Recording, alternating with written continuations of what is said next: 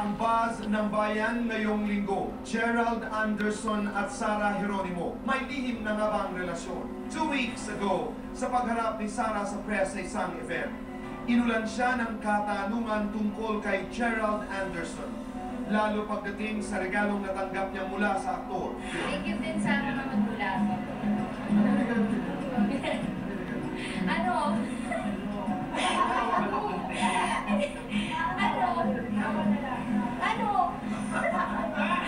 Pwede ba, ano? Nahiya naman po. Sabi nga,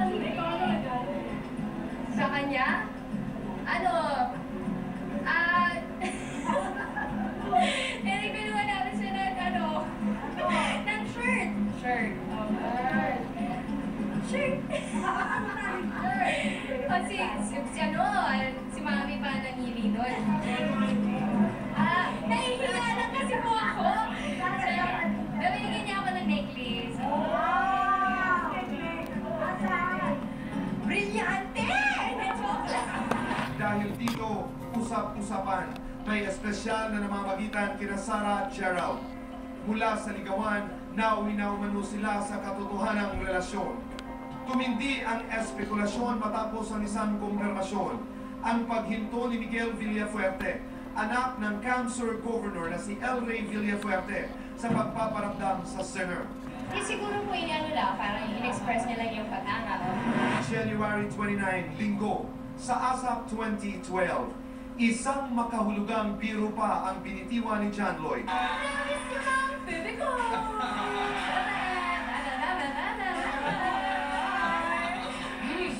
Baby ka dyan meron ka... Gigi! Ano Gigi?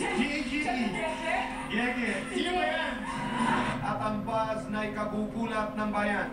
Ayon sa reliable source, di umano'y huling-huli nagbantay si Gerald sa dressing room ni Sara sa ASAP last Sunday. Dagdag pa ng source, si Mami Divine daw ang nagtutulak sa anak na mapalapit kay Gerald.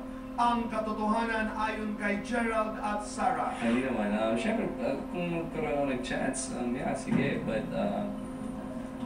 hindi kasi halos sana hindi kami nagkikita. Parang once lang kami nagkita ng isang araw lang. Nagte-text kami, kamusta ko siya. Gaano ka special si Sara sa'yo? Sobrang special at sobrang bait niya talaga. Yung daddy niya, binigyan din ako ng gift na siya din, siya mismo gumawa. So, sobrang bait nila and I'm very honored na yun nga, sobrang bait sila sa akin. Binabantayan ka daw niya sa dressing room kahit hindi siya nag-aasa. That is so not true. Hindi talaga. Hindi. Once lang po yun ng Christmas ball. Yung inabot niya yung Christmas gift niya. At nang tanungin kung may plano si Gerald para kay Sara sa Valentine's Day. Kung karoon ako ng opportunity, syempre bakit naman hindi. Tsaka kung hindi siya busy. Paano pagyayaan ka ni Gerald sa Valentine's? May trabaho yata si Gerald ng 14. Pero, titingnan natin po. Kung libre po ako at libre naman siya, tingnan po natin kung pwede. Payagan ka, Mami Divine? Siguro, hindi ko po alam. Tatanungin ko siya. Buzz ng bayan. Mga